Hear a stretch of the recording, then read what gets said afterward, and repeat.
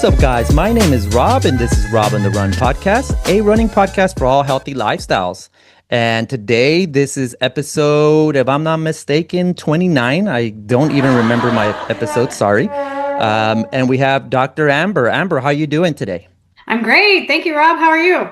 I'm doing great, great. I just finished working out, so if I look a little red, it's not because of the lighting. It's actually because I'm still kind of sweaty, kind of smelly. I just finished working out in my garage, and boy, it was humid as it can be, man. It just rained. I don't know if it's been raining on your side of Houston, but it was raining, and then it only rained for like 10 minutes.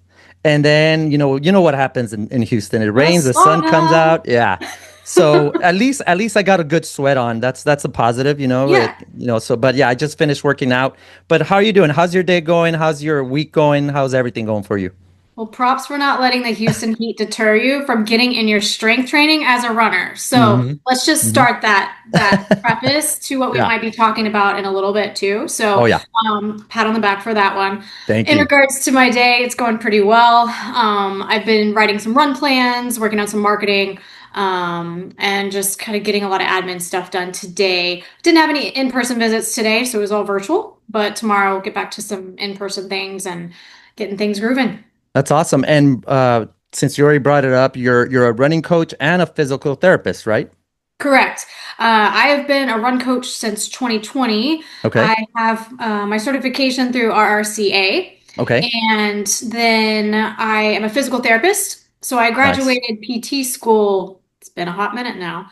2012. You guys can do the math. And so, oh, it's pouring down rain now. You're right. Anyway, so yeah, I've been a PT since 2012. I've gotten lots of specializations. I love knowledge and learning. Hmm. So I've gotten a sports and manual fellowship. Okay. I've done an orthopedic board certification, so bones, joints, muscles, that's my jam. Oh, And nice. then certified running gait analyst. So that's the Ooh. newest addition to my piece of the puzzle. Yeah. And it allows me to do 3D running analysis. So we Nice. really get to dive into what's going on with your running form and what's the biggest piece we need to work on to make it more efficient and or get you out of pain. So I That's kind of have awesome. three things: PT, run coaching, and 3D running analysis are my All piece. all one-stop shop, right? You got it. Running is my jam, so that's what I do. That's awesome. It's awesome. And what got you into physical therapy and becoming a run coach at the same time? Like what how did that work out? Yeah, so I had been working for a corporate organization for years, and I wanted to start a business where I felt like I could give more one-on-one care, Yeah. that you didn't just feel like a number walking into the clinic. Yeah. And so I started my business in 2020, and so that was early March. 2020 was when I launched, and I think we can all appreciate what happened later in March. And Yeah. so I had to pivot because my business model was going to people's homes and treating them Yeah. at the beginning to keep overhead costs low. Yeah. So had to change things, add in run coaching just to have that other avenue to be able Hmm. to work through. And that's really what kind of started the run coaching piece was COVID, Yeah. and started with Excel spreadsheets. And now I have, multiple handfuls of athletes in V.02 at this point. So it's kind of crazy to think of how things have started and where things have gone to. So That's awesome. That's awesome. And it's funny because the worst, I guess in a way, it's the worst time to start a business, right? Right before COVID hits. And you are more of a in-person, doctor and therapist and whatnot. And then you got to completely shift everything that you are used to doing to a new normal, I guess. I guess yeah, it's been called like that now. yeah. And how did that transition work out for you? Because I mean, for me, for example, I'll give you an example. I used to be in a campus working for the tech company that I work for. And then I had to completely shift to work from home. And for Mhm. me was the worst. I love being interacting with human beings, and now I get to interact 8 hours out of the day with a dog because my dog is the only person here at the house, which he doesn't answer. I tell him something and he just looks at me How like, rude. Yeah, very rude, this dog. He's just waiting for me to give him food or attention. That's all. But, for me it was hard. So how was that transition from going to people's houses, like you said, and doing it all physically in person to now having to do this like we are doing right now and having to do it like that? Right. So at that point, thankfully I was still working full time for a company. So I Okay. pretty much just put that part aside unless people knew about me and asked for me to come see them. They felt comfortable. That's Mm-hmm. great. Because I had this great marketing plan, I had this great rollout, and then had to be like, okay, life, this is fun. Yeah. So thankfully, I was able to just kind of slow down the launch. And I really started picking things up again in September. So we Okay. had that window of just like, what the hell is going on in life? What's happening? We started to figure out a little bit more, and then people were a little more comfortable. I think that was around the time the vaccines and stuff started popping Yeah. up. So Yeah. that allowed for more openness and allowed me to get a little busier in that regard. So as far as the transition, it's interesting, right? Because you think you're going to have this great business model and then you Mm-hmm. just have to just change it completely. Yeah. But just like you, I love people and interacting and that face to face, I feed off of that. I mean, Mm-hmm. I love teaching. I love just being with patients and people and helping them out. So that was a crazy time. It was just like this wall was put up between us and the public, and Yeah. we were just like our slightly extroverted selves were like, what is happening? Why can't we just feed off of people right now? Yeah. Yeah. Yeah. Yeah, I hear you, man. And for me, to be honest, once now that we're in what 5 years after COVID started, and I guess it's still around because it's never going to go away, obviously.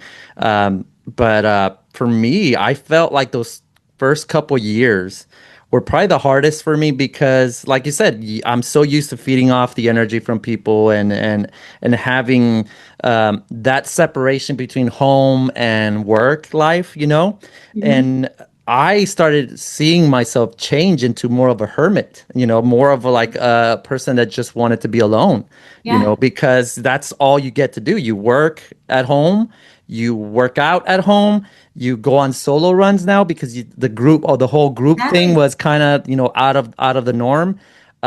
So you start kind of getting used to that. I guess I don't want to say antisocial because this type of lifestyle, some people actually love it, the people that are more, to Yes, themselves, but for me, I just felt like, man, I'm really becoming that one person that I would never want to become because I love being with people. I love joking around. I love meeting new people. That's what I love to do. And when COVID hit, yeah, it was such a hard time. It was good in a way too for me. I'm not going to say all negative things because it made me learn to appreciate my solo runs as well. And now I still do it. I still have my solo runs where I'll excellent. go and, if I'm thinking about something, if it's about my podcast, if I'm trying to figure out something, a personal life decision or Right, something like that, it's so good for you as well. So it actually also I learned to be able to do these things solo to have my me time, right? So right. yeah, it's definitely has its pros and cons, but I'm glad we're back to a better Yes. norm, and are you still doing the virtual thing or you're more leaning now towards the doing it like you had it before? Yeah, so now I'm treating out of Endeavor Active Fitness, which is Okay. an EO. Okay. So I have my treatment table there. People come to see me in person, and then that's where my 3D running analysis is as Okay. well. And then all the coaching stuff currently is virtual. Mm-hmm. So the programming, the strength training, all that is virtual still. It's about 40% of my practice is coaching. Okay. And so that's just those are my well, yeah, my options that are online versus in person. That's awesome. And how did having your own coaching influence the way you coach other people? Like how does that help you, help somebody that's trying to get a PR or somebody that's just wants to hit that just run a marathon, for example, with no time, Yeah. just wants to become a marathoner, I guess, in a way.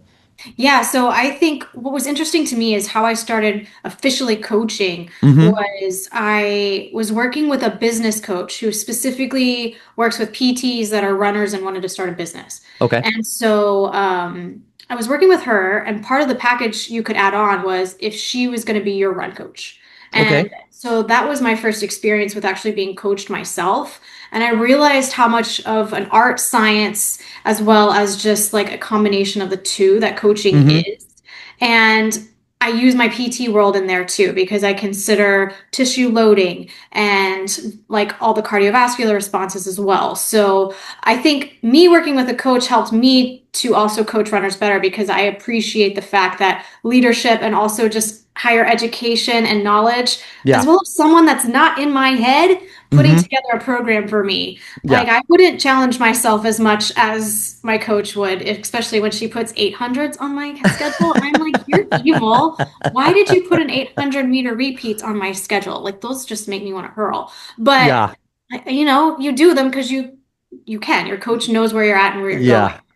Or So, or my coach makes me do these endurance runs where it's like a mile at like a ridiculous fast pace and oof, then like a 30-second recovery and then again. do it again. And Yeah. I'm like, oh my God, I hate these, Yeah. especially in the summer. Like wintertime, I'm okay. It actually keeps me nice and warm if I'm running at that pace. But man, when it's hot and it's humid Holy and cow. I'm like, oh my God, this is gonna hurt. This is gonna This hurt is a lot. I'm gonna have to pull in all my strength right now to make this happen. Like you Yeah, read it, you get it on your app, you're like, they want me to do what? Are you kidding? yeah, yeah. My first response, because I don't think my running coach is from Texas. I think he's somewhere else. And although he knows the weather in Texas, I will say that sometimes the little negative side of me comes up and says, "Does this mofo know where I live? Like, why are you making He me run do here? something? Yeah, come over here and run with me. Let's see, Right. let's see what you think, you know." But Yeah. then I once you're done and you finished it and it was hard, but manageable, then you Yes. start thinking like maybe I should stop bitching and complaining, basically, you know? Maybe they know what they're doing. Okay, got it. Yeah. Okay, that's why I'm paying them the big bucks. I get it now. Exactly. Yeah, and that accountability also helps because I know Yes. when you're paying someone, there's that Yeah. more incentive to actually utilize the plan and do Yeah. it. Yeah. In, So, in in my case, I automatically, sometimes life gets in the way. For example, for me, something came up this week. My parents, they retired and moved to Mexico. And then they decided after 2 years, they're like, you know what? Let's come back to the United States. So oh, they're in their late 60s, and of course, it's very, very hard for them to like move all their stuff. So I went sure. over there and I had to like drive them over here, which it was like a 15-hour drive. So Holy of cow. course life gets in the way. And the 3 or 4 days that I was doing all this, I did not run. I didn't do any physical therapy because carrying all their, hoarding all the stuff they have, it's like doing a workout already, It So, is. Moving is a so workout. yeah, and but I still feel bad because of my running coach, and I'm thinking, man, he's gonna ask me why didn't I do this, and although I don't even have to justify it, to be honest. I still feel bad because of that accountability that you're saying. Like Yeah. I feel bad not doing the workout because I feel like he gives me the time to make all these workouts based on what I can do, and then I Mhm. don't do it. Then it feels like it's a little disrespectful, I guess. Then maybe it's not, or maybe I'm overthinking it. But that's Yeah. that's the way I think it is. I think it depends on the motive, right? So Yeah, for you, for example, if an athlete would have said, "Hey, I'm having to go move my parents." yeah, Okay, we're going to move those runs back, or I'll prioritize what you're going to do later in the week or whatnot. hmm, Totally fine. I get it. But it's when we're seeing these consistent things where I haven't run for a week. Okay, so what's going on? Oh, I'm just not yeah, motivated. Okay, do we need to talk about this? Or, yeah, things are just, if it becomes a consistent thing, because hmm, we do spend time, we do look at weeks before, after what we're trying to get you to, where our goal is. yeah, So, but I think the motive is huge. I wouldn't feel like your coach would be disrespected by it, but I kind of appreciate that you feel that way. yeah, But yeah, no, I get it. It really just depends on the situation. And yeah, then, because illnesses can happen too, and that's going to hmm, affect you way differently than just moving because you were still being active. yeah, So those yeah. things go into part of the picture as well. Yeah, and luckily my running coach, if he sees that there's like a couple inactive workouts, like doesn't see anything being popped up on his system, I'm gonna take a guess. Mhm. He'll reach out and say, "Hey, I noticed that you missed a couple long runs. Like, are you okay? Are you hurt? Do we need to like Right. decrease the mileage a little bit? Like, what's going on? Let me know what's going on so I can help you out." And so Exactly. that's why I continue to pay him the big bucks, I guess, because he's such a good coach, and he's definitely got me uh up that little hump, especially on the marathon side Perfect. that I had been stuck on. But I always recommend a running coach. It's such a great thing to have because they know what they're doing. Like I can muster a half marathon at this point. I could probably figure it out on my own, Hmm. but the marathon for me had always been something I wanted to do, and I knew that I would not figure it out on my own because that takes a lot more than just a couple waters and gels, and then that's it. It Yeah. really definitely requires a lot more technical stuff going on that happens Mhm. to your body during a race. So Yes. I love it. I love having a coach, and it's definitely made me more motivated that I can actually get faster and Yeah. and, and, Yeah. and strive for better times, and maybe Okay. maybe you never know, maybe qualify for Boston one of these days. So it's I definitely, one thing I always tell people, if you are wanting to do, even if it's just to finish a marathon, just whatever time it takes, Mhm. get a coach, because a coach will always see what you've done. They will help you get to that next step. And if it's Yes. just to be a marathoner because that's what you've always wanted to be, then they can make it happen. Right. Definitely. Exactly. And No, I and agree. go ahead. Sorry. No, you're good. I was just going to say, like, it's also good for people to talk to a coach to be realistic about their goals and expectations. I Yeah. think that some people go into it with unrealistic expectations Yes. based on their training level or experience. And Mm-hmm. so it's nice to have a sounding board that's going to be able to give you realistic information. Yeah. And also, on the flip side, if you're not pushing yourself enough or if you're missing pieces, like you mentioned, the fueling and the hydration. Mm-hmm. Those are huge. Yeah. When we're in our 20s, we can probably get away with it. Like I've had clients say, Yeah. "Hey, I ran a marathon when I was 26. I didn't have any fuel." I'm like, Yeah. congratulations. That's great. But that's not how we're doing it when you want to run it on your 52nd birthday. So, Yeah, exactly. Yeah. Yeah. like so it's important to make sure that all those pieces are addressed. Yeah. And it really can help you train better and help your body to be able to sustain the loading. Yeah. Because, I mean, whether you're running a 100K or a marathon, both of those training plans are pretty intense. And Mm-hmm. so keeping all the puzzle pieces together, finding those missing puzzle pieces is huge. Like, so Yeah. for you, if you hadn't been able to get that marathon distance or time down, I'd be interested to know what you and your coach talked about. That was the thing that got you over the hurdle. Yeah.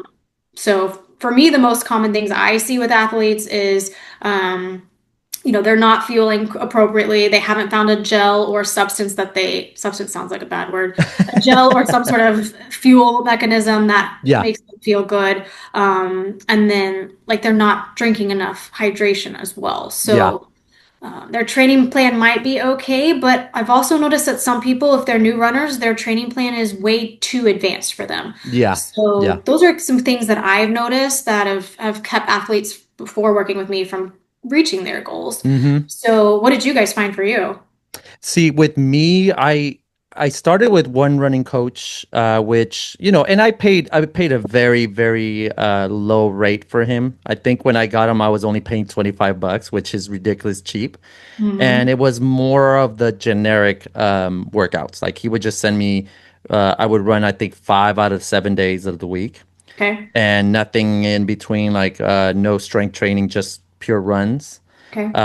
And on race, like he never, like, I guess again, and I'm basing it just because of the price, because obviously a lot of run coaches have different price tiers and Hmm. different things that they could provide in those tiers.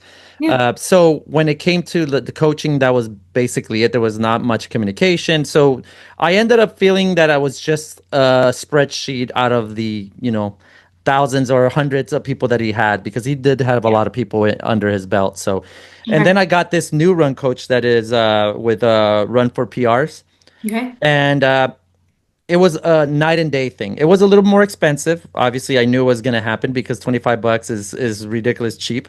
Um, but I did definitely saw the difference. And the first thing that he wanted me to work on, because he looked at all my marathons that I had run, and he said, it looks like you really start very strong. And then after a certain mileage, usually was around 9 mile 19, Yeah. 21, 22.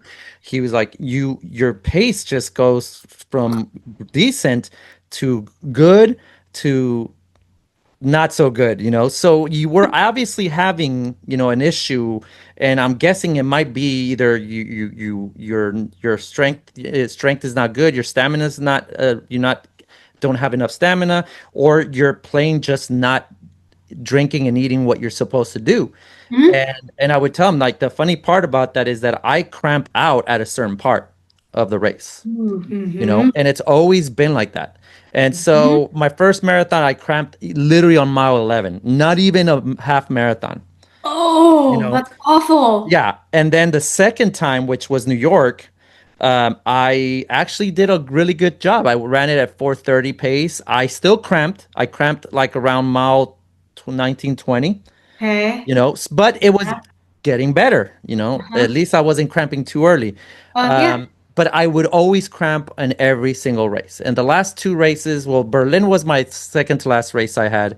Hmm. And that one really pissed me off, to put it that the easiest way, because man, the weather was beautiful. My training was really good because I was already training with this new coach. Uh-huh. And I literally cramped at mile 24.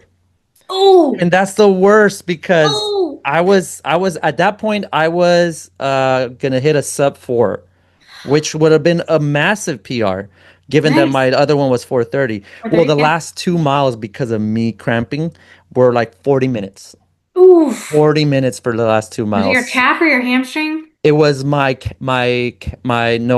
calf. Yes, Your my calf. calf. Yeah. And it's funny because I've said this story in the podcast before. In the marathons, they usually, right when you're about to hit the finish line, they have this nice, beautiful carpet so you can pass. Well, imagine a shopping cart when you're trying to take it out of the parking lot, and once you pass the little zone, I guess, it doesn't move.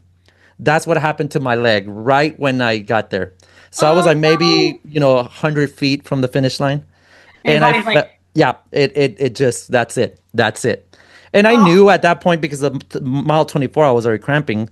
So it only was going to get worse. And no matter what I put in my system at that point, it was going to take a kind of while for too it to hit, late. you Yeah. know? Yeah. So I said, screw it. I'm going to just run when I can, walk when I can, run when I can. And Mhm. when I saw the finish line, I said, just just Go. go, don't even think about it. And when I hit that carpet, it was so funny. Now I think about it, it's funny, but when it happened, it was not. That's not funny.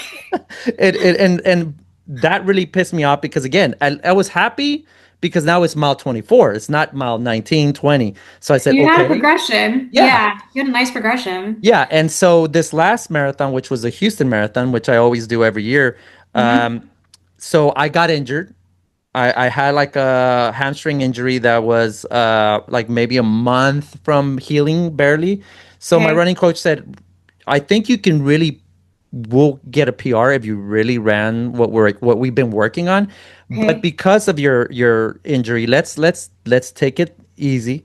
Start, he always gives me a game plan on what to do each mile by mile. He throws me a game plan like maybe a Nice. week before the race so I can Mhm. study it and whatnot.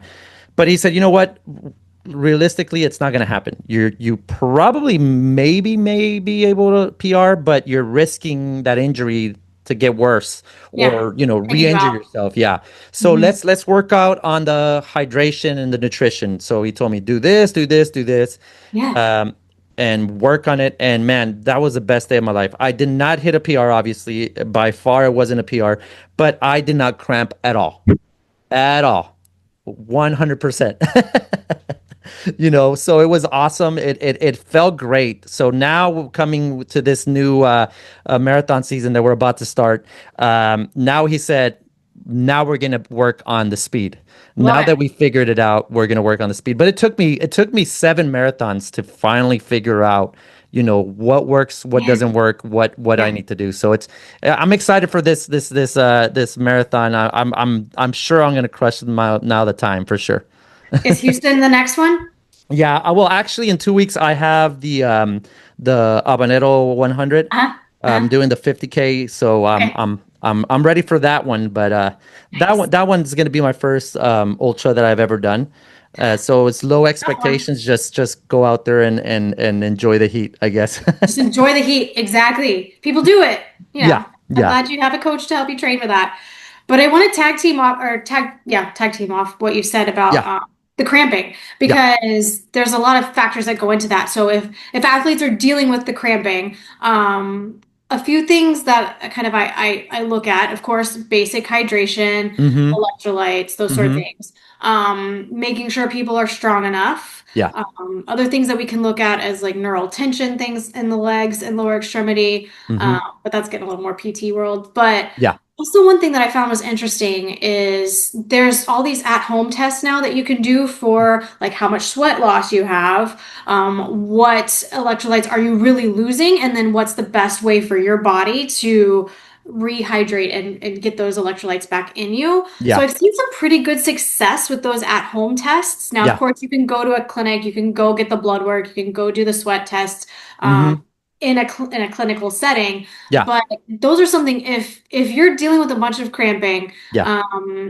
and it just doesn't seem to be getting better with proper electrolytes, normal levels, right? Yeah. Consider doing something a little bit more extreme because Mm-hmm. it has made a huge difference in a few of my athletes who we pretty much had them in the box that seemed normal. Yeah. We were still dealing with the cramping. So there's plenty of options out there, different price points, of course, what you can afford, etc. But can give you that information to really help you fine tune your Yeah. hydration during training as well as the race. So I would tag that in as part of Yeah. something to consider for athletes if they're dealing with a bunch of cramping. For sure. Especially with this heat and humidity, we just sweat so much to try to cool our bodies off. Yeah. And, Yeah. if we get all that sweat rings and things like that, it's crucial to rebuild that stuff in your system. Yeah, and for me, the funny thing, Amber, is that it's funny because a lot of people have told me, they call me that, I guess there's a term, I don't know if it's an actual term, but they will always tell me, oh, you're a salty runner. Because Yep. like you're saying, those rings, when you have a long run and you feel like you have like salt in The your grit. face, Yeah. and that's me. That's always been me in every single long distance run that I do. Anything higher than, let's say, 15, 16 miles, it's a guarantee that my clothes is going to be full of sweat and full of Hmm. salt, and Hmm. so that has always been the biggest issue with me again. But luckily, it looks like it's kind of better in control. But Good. anything that can help for sure, I'll do, because it's only a blessing to have anything in your arsenal, right? So that Great. definitely. But given the fact that you have your clients and stuff like that, what is the biggest, I guess, misconception that a runner has when they come to you and ask you about how to start running, or if they're trying to get from maybe running a half marathon to the full marathon? What is the most common mistake someone does when they want to, get into the long distance running, I guess? Yeah. I think let's start with beginning runners. Yeah. So I feel like a lot of times when I get a new runner, what they'll be trying to do is too much too soon. So I hear Mm-hmm. comments like, I just can't breathe. How am I supposed to breathe? I'm just like, or is there a certain way I'm supposed to do this? And I'm like, Yeah. well, you're going too fast and you're going too far. Yeah. So a lot of times that intensity is an issue at the beginning for like very beginning runners. So we break it down. Like Yeah. if you haven't even run a mile straight, let's go way back there because I do work Yeah. with those athletes too. Like we're gonna start with walk jogs and it's totally okay. Mm-hmm. And another thing to consider is even for those athletes that are running further distances, like in this heat, a walk jog is totally fine. Yeah. So one thing to say is just because you're walking some during your long run, that doesn't mean you're not an athlete and you're not running.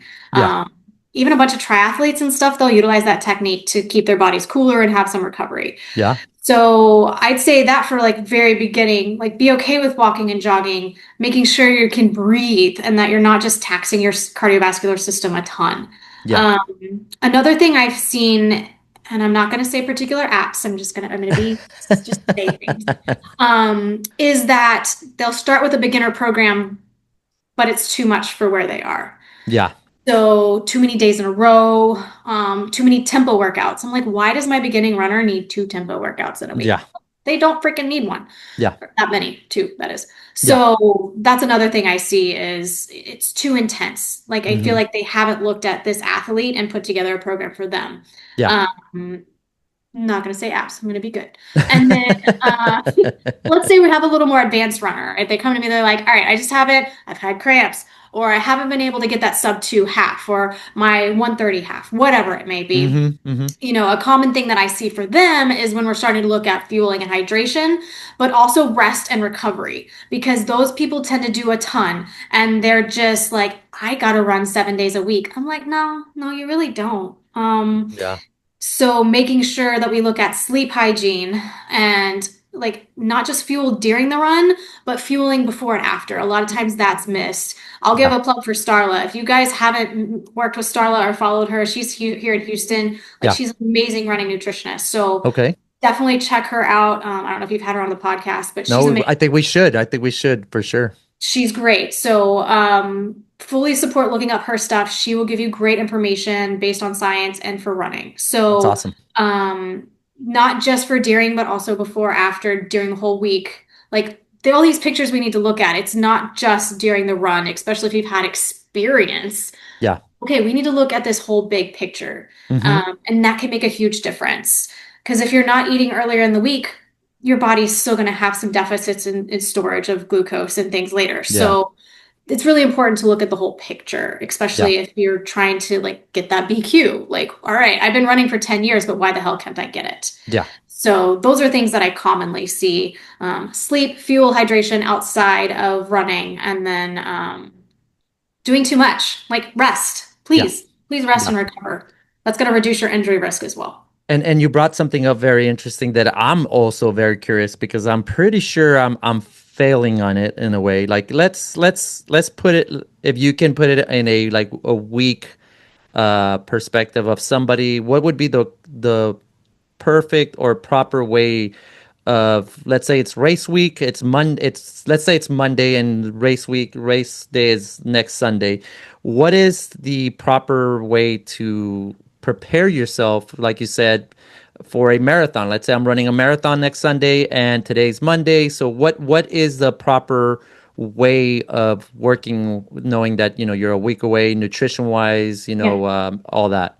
Yeah, I'll give you some basic thoughts on Hmm. that. Because again, it all breaks down to each individual Yeah, athlete, of but you want course. to make sure, of course, we're getting more carbs than usual. All right. Okay. So easily digestible carbs come in more handy later in the week, but you Hmm. want to make sure that you're getting that because that's where we store a lot of glucose and Yeah. that's what our body uses as energy, right? So Hmm. fast, quick energy, that is. Hmm. Also, keeping your protein consumption pretty good. All right. Keep those muscles rebuilding, keep everything in that rest recovery stage as we're tapering towards your Hmm. really big energy expenditure. Yeah. And then one thing I've recently learned is like fruits. Fruits are excellent sources of, we call that fructose, which is another form of like sugar, right? Glucose. Okay. Yeah. And so it allows us to store it more in our liver. So it gives us another opportunity to sustain more sugar and more energy. Okay. So fruits, carbs, and protein, just making sure you keep that in check the whole week. Hmm. And then as you get closer in towards the race, there's numbers and levels. I mean, there's some people that have carbs like crazy. Yeah. But you do need to train your gut for that because it will make you go to the bathroom more. Um, so carb loading at extreme levels, if you've seen them on podcasts, make sure you train for that. I'm not Yeah. like, if you're going to eat those higher level carbs, do that before a long run too. So I know that's Yeah. kind of off topic, but make sure you train your gut because Yeah. otherwise it'll say, "Hey, bathroom, please," and we don't like to do that. That takes off 3 minutes, and that's annoying. Yeah. Yeah. Um, and then other things I would say would be resting. Um, you want to make sure you're getting adequate sleep. So I know I've talked to people who are like, I only sleep 4 hours a day. It's fine. I've been doing it forever. I'm like, but you're freaking training for a marathon. You're torturing your body with these training runs. Make sure Yeah. you get sleep. So Yeah. as we're building up to race day, adequate sleep. I mean, for some people that can be 7 hours, and some people that needs to be 10. Yeah. So know your body, be real, be honest, and make sure you get enough sleep. And then hydration wise too, I usually make sure we, have some electrolytes throughout the week as well. We don't want to overhydrate because Yeah. that can actually cause other issues. Hmm. But making sure like urine color stays a nice pale yellow and that indicates that you're hydrated. Have those electrolytes in you as well, just to Yeah. have your body in a nice homeostasis as we get to race day. Yeah. Uh, that's what I would say at this point. I think answered most of your questions there. Yeah, and that's something that is, I guess, in my ignorance as well. I'm pretty sure a lot of people go with you need to carb load the day before, and that's it, and Yeah. they don't realize that, it takes several days, not just the day of or the day before. Mhm. And I don't know, and I don't know if it's just my own maybe thing that I do, if it's even a scientific thing. But for me, because I love drinking coffee in the morning, I like to have my cup of coffee because Yeah. then if not, I'm going to be the most pissed off guy you'll ever meet, you I need know? caffeine. Yeah, I need the caffeine hit. But if I'm running a marathon on Sunday, I will cut coffee at least 2, 3 days before the marathon because, and again, maybe it's just the way I feel, or I think it works. But for me, if I still drink coffee up to the day before, like the morning before, I guess, Huh? when I'm running in the race and I'm taking my gel, my caffeinated gels, I feel like it doesn't hit as well as it would Interesting. because of my body's so used to caffeine. You Yeah. know, I feel personally that I have to take double because it's Ooh. kind of, I guess, because I'm already used to having caffeine in my system. Hmm. So usually, like by Wednesday, I will not drink coffee anymore. Okay. And then I feel like when I'm running in a race, like it really that caffeine hits harder, I guess. I don't Yeah. know. But again, I ask you because I don't know if that is actually does that make any sense, It's almost like you go into a little bit of a withdrawal from it. This Yeah. is science. I don't know the exact science of it, to be honest. That would be more a nutritionist piece. But from my perspective, it's like you're kind of going into a little bit of a deficit, and your Yeah. body's probably like, we can have withdrawals from caffeine just like other substances. And Yeah. so it's like, oh, thank you, thank you, thank you. And it will utilize that substrate better.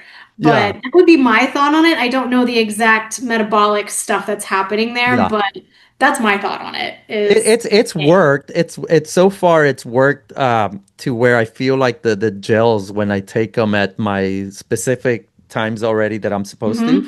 I Yeah. just feel like I can feel like that little jolt that I need sometimes. So I've Mhm. been doing it ever since.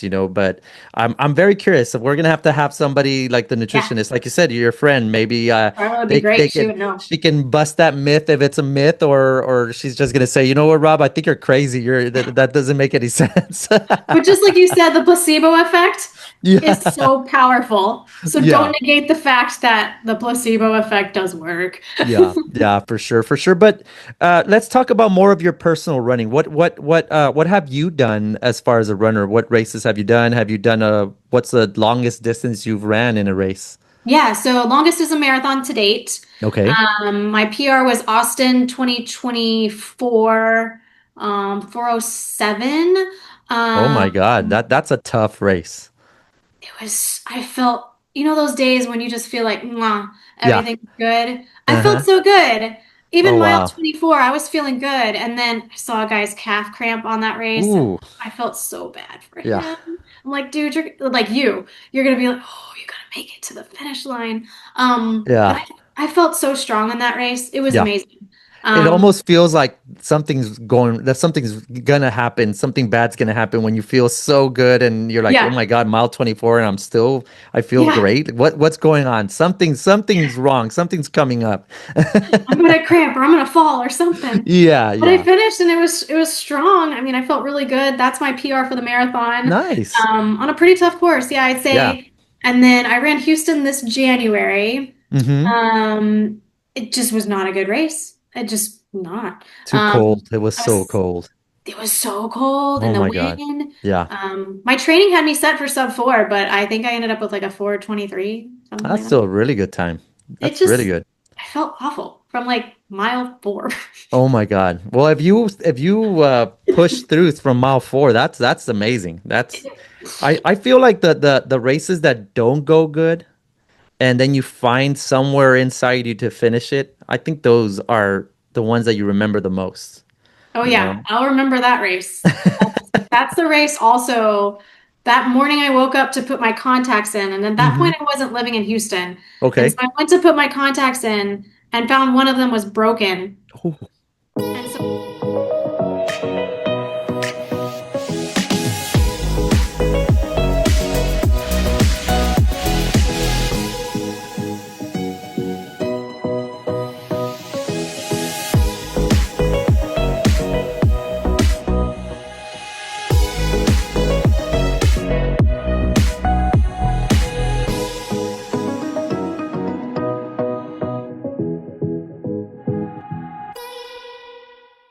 And so I had to run the whole marathon in glasses. And guys, I don't run in glasses. And it's something new, right? It's something new that you had not been training in, and that sometimes that throws you off. Yeah, Yeah. yeah. So that was fun.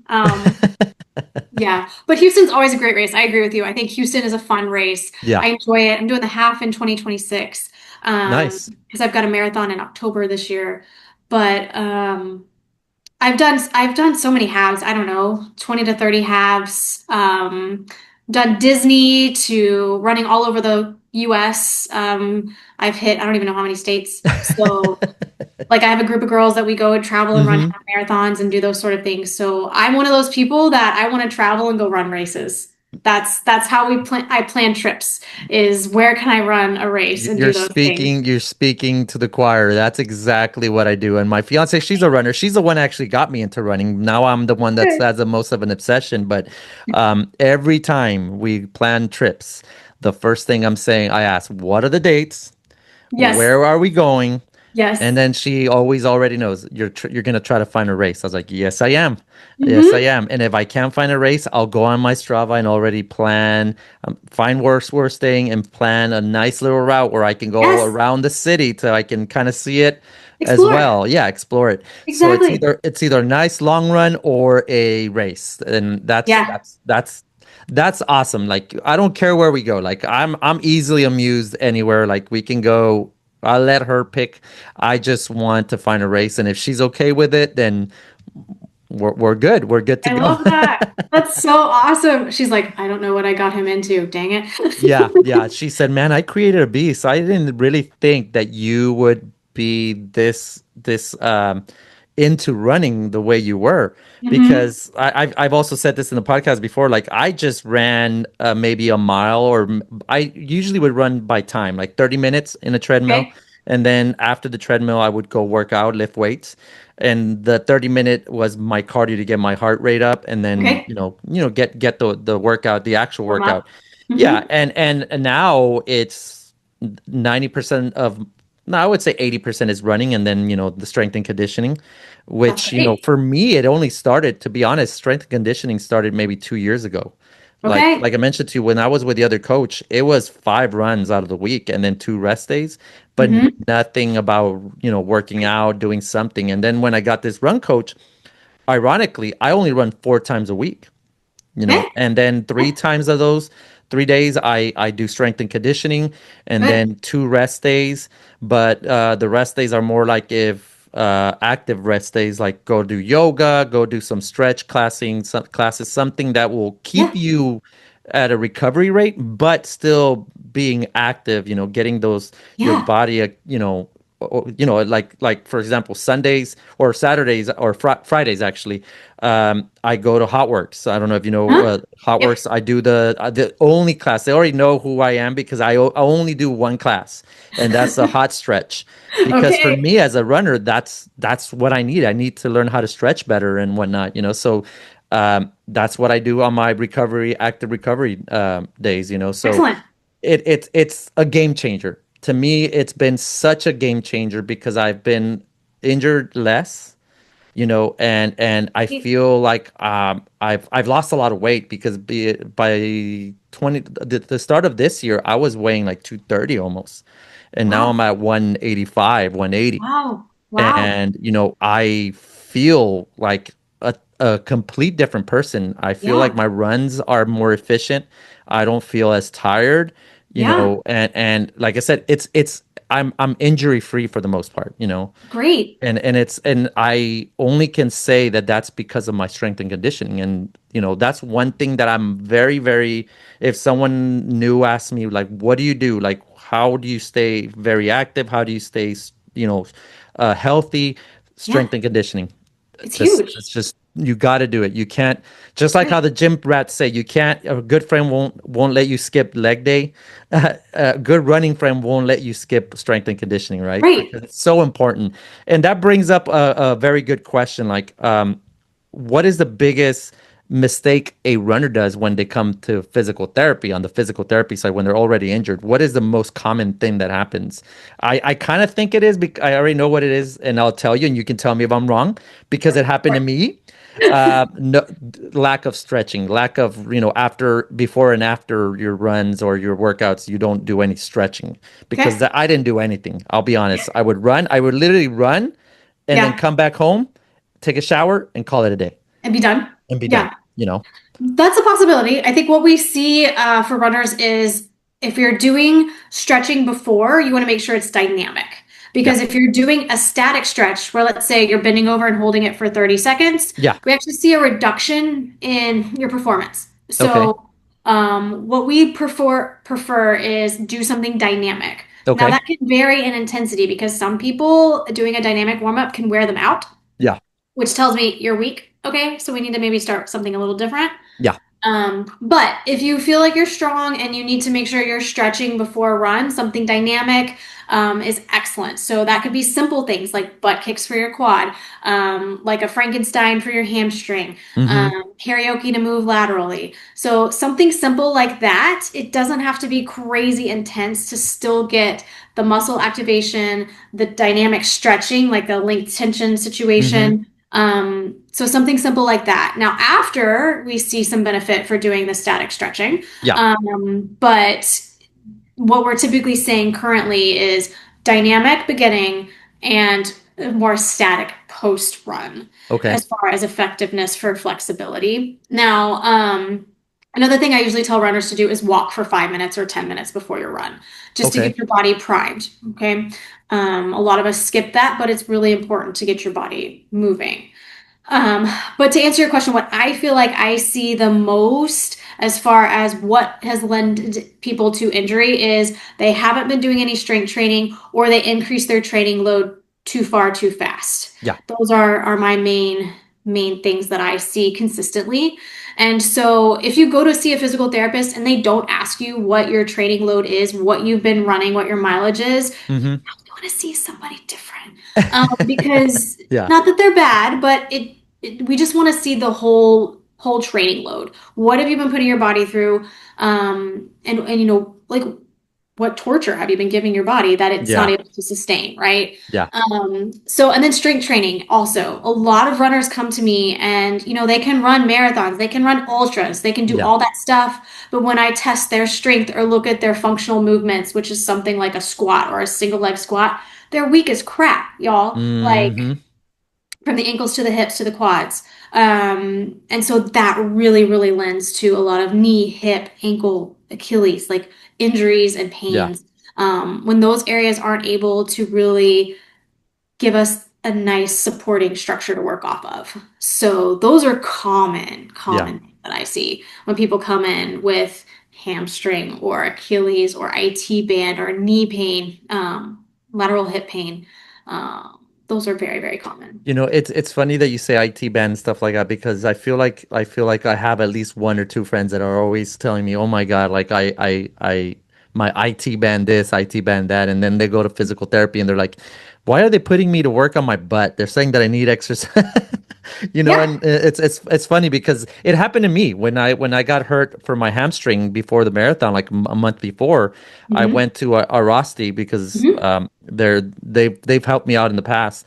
Good. And the first thing she said about my hamstring, my quad, sorry, it's like looking at because they do some testing and stuff like that. Hmm. And she said, Yeah.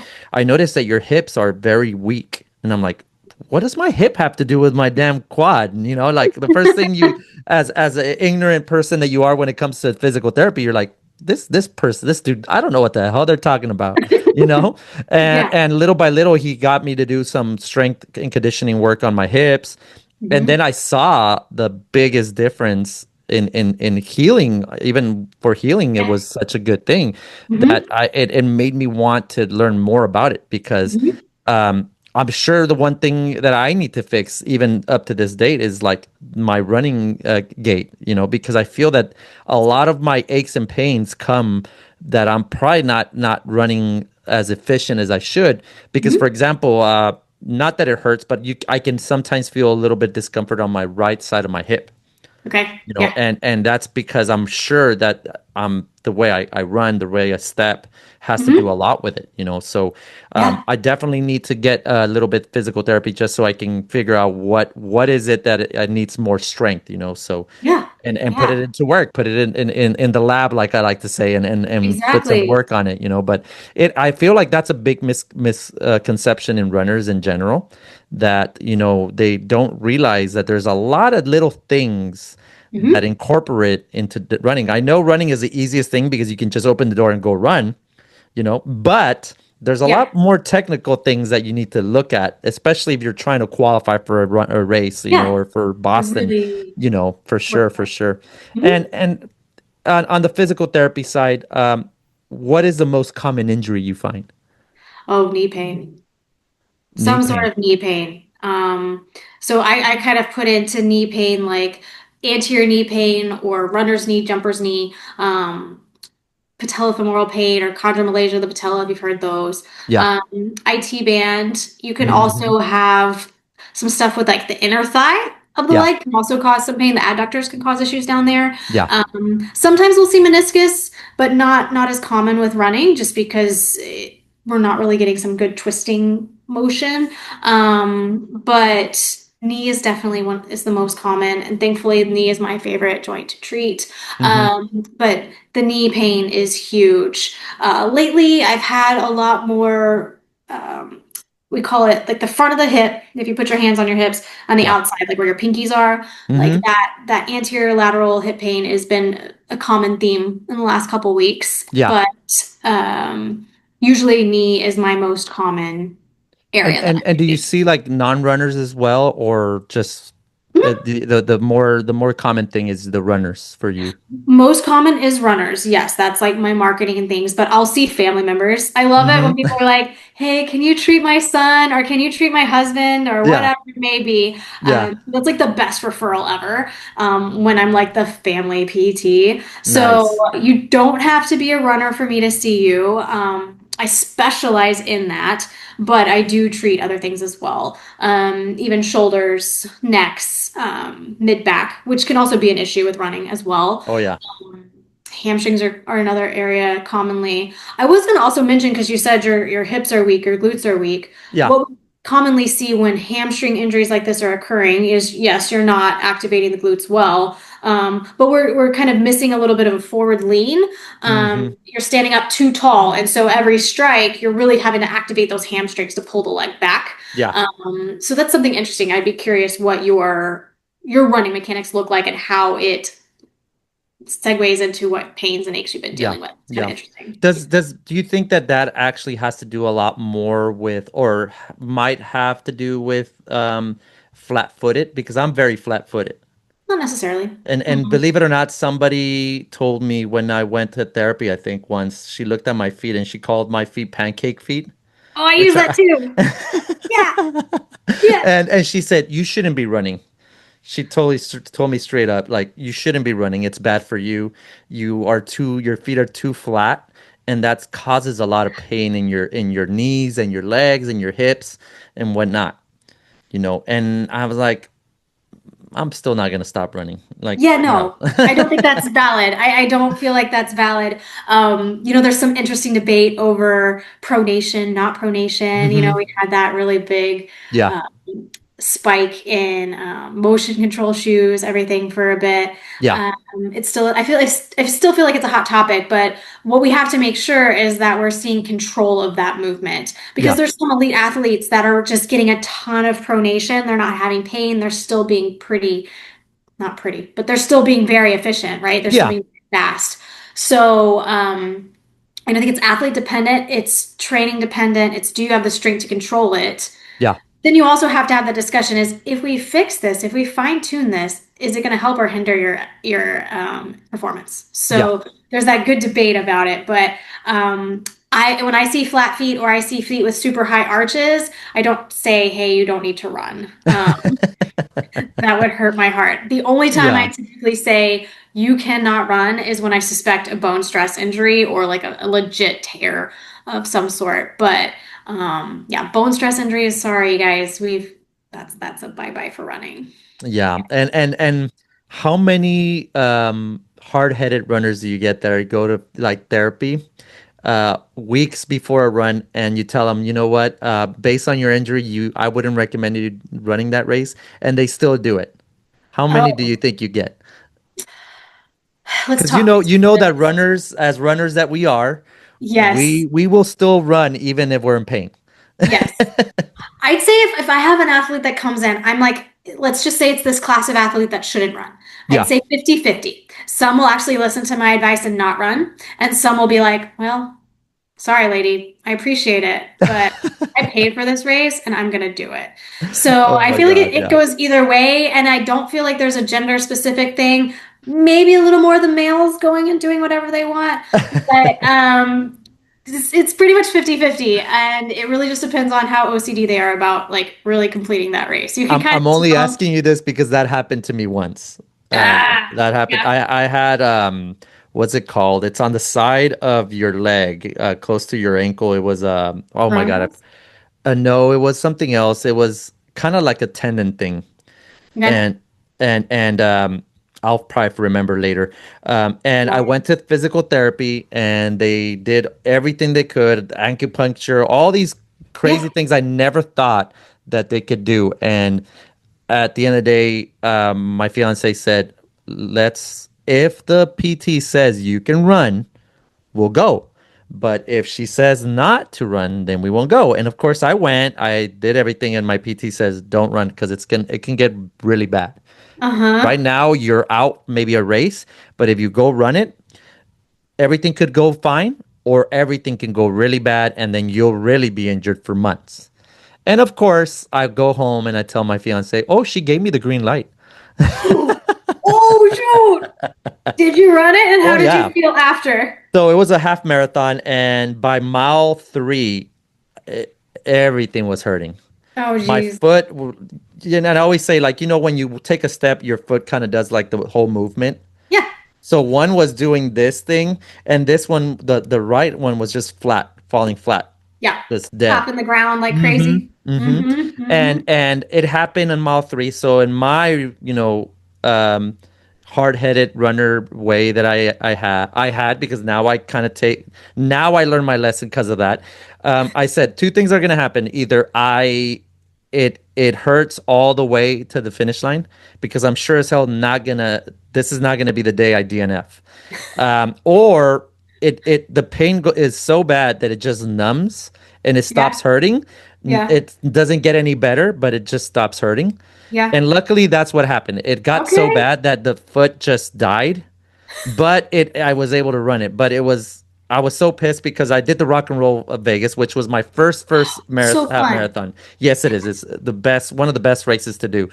And it was my first half marathon. So I said, no, this is not the way I'm gonna finish my, half. Like At getting night out in of Vegas. Yeah. yeah, and mile three out of the worst, So it was the worst. I think I finished it like in 2 hours and 30 minutes because my leg was It completely wasn't dead. working. And every Yeah. single person that would pass me, they can tell there's something wrong with my leg. And they're like, "Are you okay?" I'm like, "God, I don't want to be asked the same question every single time. You need a sign. I'm fine. Just let me Uh, finish. I'm Please. injured. Just let me finish." But yeah, Good. and that's why I ask you because that was the first and last time I've ever done something like that, Mhm. but I'm pretty sure you as runners, like I said, we take pretty pride in running, and we won't stop unless our Yeah. leg is falling off or something. Pretty much, right? And people Yeah, still like finish even despite like their bodies just completely shutting down. yeah, Um, it's a testament to the ability of the body to continue. yeah, But I think it's also important to have that discussion with your coach or your physical therapist. Like, what is the cost of this? If this gets bad, what's the cost, right? yeah, Is this a goal race that you could only run once in your life? Okay, maybe it's worth pushing, right? But is this something that we can really wait on? That's something to consider too. So yeah, have those discussions. yeah. And then of course it's your ultimate decision. Am I going to do it or not? Am I going to listen or not? Yeah, ultimately, yeah. And in that case, I should have listened to the physical therapist because after the race, I wasn't able to run for like 3 months. Oh, I just remember it was tendonitis. Tendonitis, yeah. It's Yeah. probably peroneal tendonitis or anterior tibia tendonitis. And I Yeah. don't know. I don't know it's because of bad physical therapy that I've had in the past, or it's just never gonna go away at times, depending. I think in the cold is where it really I feel it more. Hmm. But Okay. I still feel that side like very tender. And Interesting. and it doesn't hurt, like it doesn't affect my running, but there's times where I get scared because I feel that I was like, oh my God, is it coming Yeah. back? But Yeah. for the most part, I've been able to live with it fine. Just at some times I feel it kind of like I call it flaring up, but I don't think it's flaring up. I think Yeah. it's just Annoyed. it is what it is, I guess. Is it on the same side as your hamstring? The one that I messed up, yes. Yes. Hmm. But Mhm. yeah, it's like right on if you look at the foot and it's the little bone that sticks out on the right hand one Oh, on the there's the, right on top of it. yeah. Well, is it on the foot bone or the ankle bone? The ankle bone. Okay. So yeah, probably the peroneals. Is the Yeah. muscle that I would say. But yeah, it's also interesting with the hamstring. Hmm. Maybe I'll offer you a free session. Nice. 'Cause I'm curious to see that. That would be a fun story to look at. But there's things like neural tension that I mentioned Yeah. previously, Yeah. like that could be a factor in both of those pieces. Running form could be a factor. Yeah. Not necessarily bad PT, but just seeing, making sure that every aspect is being addressed because there might have been Yeah. some missed. Yeah, and it's funny because it like I mentioned to you, it doesn't it now well, it's been years since that happened. It does Yeah, not affect my running. Like it doesn't good. I don't feel like it will stop me from a run or anything. But every now and then I can feel it like kind of like maybe if I take a wrong step or something, you can Yeah. feel that little like a little jolt, I guess, a little Hmm. spark or something like that. Yeah. But I always thought, well, maybe it's something, and now I gotta live with it because of me, but my wrongdoing because I let it get so bad and then ran a race and got worse. I was like, maybe it's just the way it healed, I guess, Don't but. just pay your dues. No. Fix it. Yeah, Fix. I really do, just to make sure that there's nothing, major, something that could become a major thing. But Right. so Right. yes, one thing that we have to definitely take is if you feel any pain, go and get it checked.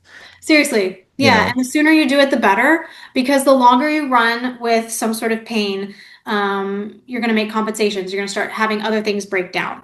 yeah, And then that leads to other injuries. And also consider that if you treat something sooner, it's faster to get better because the tissues are not as strained and stressed and angry. yeah, So a lot of times we as runners will have aches and pains throughout our training cycle, especially if it's a marathon, an ultra, something longer than you're used to.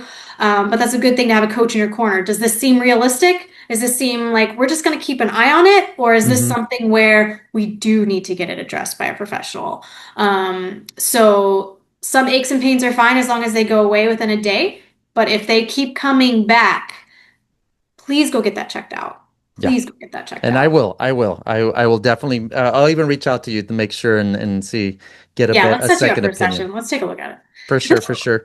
And before we get to the favorite part of everyone's podcast here, with my podcast, I guess, if there's a myth that you would like to bust when it comes to PT, when when you get that runner that comes in and what would be the biggest myth buster on physical therapy?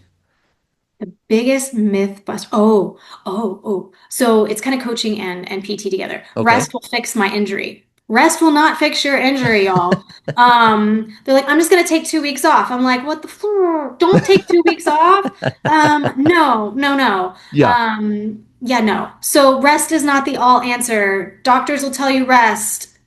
No, no. That's not always the answer. Like I said, if it's a real traumatic injury or if it's a bone stress injury, rest is important. yeah, But a lot of the times we rest is only going to make things calm down for a second and then pop right back up because you yeah, didn't address the cause of the yeah. issue. So I'd say people that say rest is going to fix it, not, I've that's, heard that. I've actually heard that before. Like, just take a week or two off. Don't run at all. Just minimize walking yeah, and stuff like that. And I've actually thought about like how. I mean, yeah, you rest is always good. I get it, but how is that gonna, fix the issue I'm having, whatever it is, in this case, like the tendonitis, like fully just dropping all my um, active lifestyle activities completely from 100 to zero. How is that gonna fix the issue? So yeah, that's interesting, and that's funny that it's such a common thing that you hear, you know. yes, it's very So common. yeah, It's kind and of old school now. I just popped up the question. Do you get a lot of like clients that the first thing they ask you, they're runners, right? Like myself. And do they ask you the first thing, are you a runner? No, they always ask me, does this going to take me out of running? Do I have to stop running? I think people that see me mostly know I'm a runner because it's all Yeah. over my socials and it's all Yeah. over like my website. Yeah. But I don't think have I gotten that specific question. I don't think so. But usually the main question is, can I still run? That's the main. I do that every now and then when I've gone to some physical therapist, especially Arasti, because Arasti does not only uh, uh, deal with runners. I Mm-hmm. think they most like I feel like maybe a high percentage is runners, Depends on but location. the sometimes the physical therapists are not runners themselves.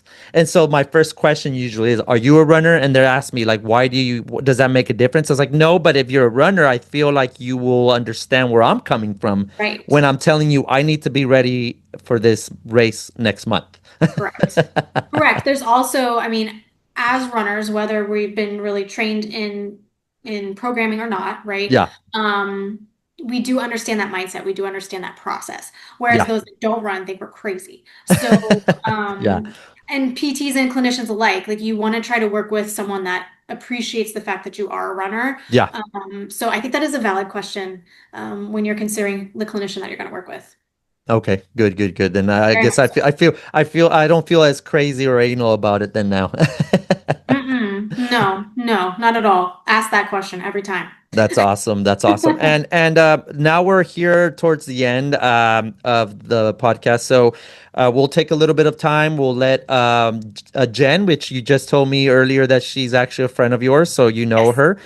We'll let her ask the question, and then we'll give you some time to answer her question. Okay? Yep. Sounds good. Sounds good. How do you deal with the mental side of marathon or ultra marathon or even half marathon training?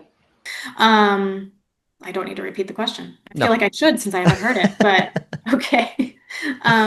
So as far as dealing with the mental side of training, Mm-hmm. one thing that I like to have athletes do and myself as well is to develop a mantra because you're gonna have times when you come into not even race day, but also training runs where Mm-hmm. your body is just saying, please stop, please stop, please stop, and you're Oh like, yeah. no, we gotta keep going. Shut up. Yeah. And so Oh yeah. a way to kind of bridge that gap between needing to stop and continuing that workout or continuing Mm-hmm. that long run Yeah. is to have a mantra. And what a mantra is basically just a phrase that you have determined. And when you find things getting hard, you say it to yourself. And Okay. some people can say it once and that helps them get over the hump. Some people Hmm. have to keep repeating it. Mine most recently was I can do hard things. Like, I know I can do hard things. Oh So yeah. when things started getting harder, when I really wanted to stop, I can do hard things. Yeah. So I encourage people to have some mantra, some almost internal encouragement to yourself Yeah. that you're going to be able to complete this workout. You're going to be able to make this happen. So that's one way I tackle the mental side of training. Another way that some people find successful is actually more I'm sorry, mental imagery. So Hmm. you're kind of putting yourself on the course, you're putting yourself on that workout, and you're Yeah. seeing yourself complete it. So it's a technique that really allows your mind to already see you being successful, and Yeah. we see it carry over into the physical expression of that. Okay. So, and then also just believing in yourself is huge. Yeah. Like just believe that you can do it and trust the process. Yeah. And it's funny that you said that mantra. That's the exact one I tell myself when I Yeah. start feeling tired, or I start, the mental side when your brain is telling you stop, Mm-hmm. and then I'll add a couple bad words in between to it, Oh, but yes. yeah, I always tell myself like you were meant to do hard things. Mm-hmm. You put in the work. Yes. Like this is the time you show everything you've done. All those early morning wake up to try to avoid the heat, which there's no way, you know. Yeah, good luck. You got humidity or you got heat? Which one you Yeah, want? which one you want. So I always tell myself that you were made to do hard things. Mm-hmm. You got this. You've put in the time. You put in the work. Now is the time to show what you did, what all the blood, sweat, and tears, Yeah. the rejection of going out with friends because you got to wake up the next morning early. Like this is the time where you show everybody why you decided to take 18 weeks out of your social life away to Mm-hmm. train for this one thing. Right. And so that's my biggest mantra when I tell myself, you can do bigger things, you can do hard things, you're meant to do hard things. This is Right. nothing, you can do more, don't give up, stuff like that. But yeah, Yeah. mantras, it's crazy how just something like that can change your perspective of what you're Mm-hmm. doing. So yeah, that's awesome. Yeah. That you tell your clients to do it, and yourself, that's Mhm. very powerful, and Yeah. just the crowd support when you hear the people also tell you that is it's amazing. Yes. I love a good crowd. Oh yeah. Love a good Yeah. crowd at a race. It's so Yeah. good.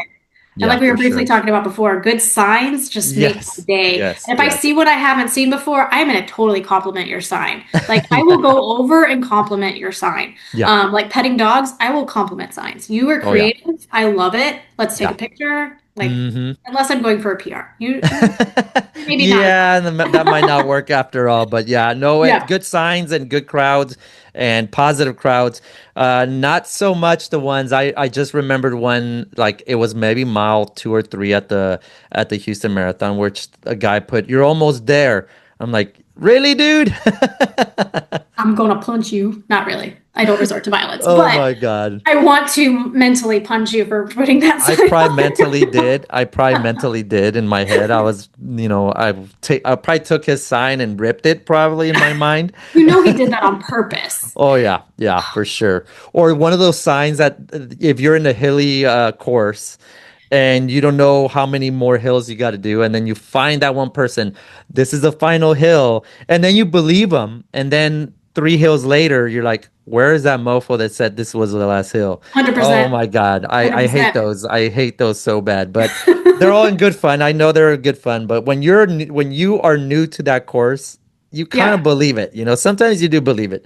But yeah, it's always a good motivator, either the crowd that you feed off of or your mantras. So yeah, Hmm. that's really cool that you do that. And as tradition says, do you have a question for our next episode, which I already forgot is going to be 30, actually episode 30. Yeah. Congratulations. You were right about Thank you. 29, I think, earlier today. I think you were Yeah. Spot on. So the first one that came to mind was like the best pickup line you've gotten on Strava. Or Nice. I was just gonna think of like what would be your best pickup line for a runner if we needed to generalize it. Uh, Nice. that would be a funny situation. And because that's such a good question, one I will be honest, it's probably in top three that I've Uh-huh. gotten. Oh, Not unfortunately not one because I think the question with the hammer gel, I think that's still number one okay. because it was the most I didn't expect that type of question. So another So one. no, no, no, you're good. That was a really good question. And Oh, and I was okay. I gonna thought you had say, a and I fourth. was gonna say, like, what have you got to answer that question yourself. Oh man. I've got a few on my Strava right now. I don't know. I can't remember them off the top of my head, but like, from simple things like, would you like to go for a run together? And I'm like, that's what you're gonna say to me right now? Okay. What are your favorite running shoes? Um, But that hmm. has to be like a very like runner pickup line because, you Yeah. know, I guess if you convert it into just a regular non-runner pickup line, that's the cheesy type of, pickup lines. I've never seen that. Maybe it's more on the female side. Want to go on a run? Wow. It's funny because now that I think about it, I bet you that's happened more recent since Strava added that you can send messages. Hmm. Yeah. No, for sure. Yeah, because now I think about it, I got one, but I knew it was a bot Ah. No, these because people seem like people. I got one from a person that was their English was not that good, like their sentencing, I guess, if that's even a word too. Um, Tax or something. Yeah. Yeah, like it didn't make much sense. I knew they were trying to get me to do something, like maybe to go to a website to go see a fans only or whatever. Uh-huh. But that's the only ones I've gotten, like the bots that want to, Hmm. do spam. But Yeah. yeah, now that I think about it, that makes sense because Strava started adding the personal messages. They Um, did. oh, you know what? I did get one now, but that's from my fiance. When she finally realized there was He's a allowed to messaging pick thing. you up.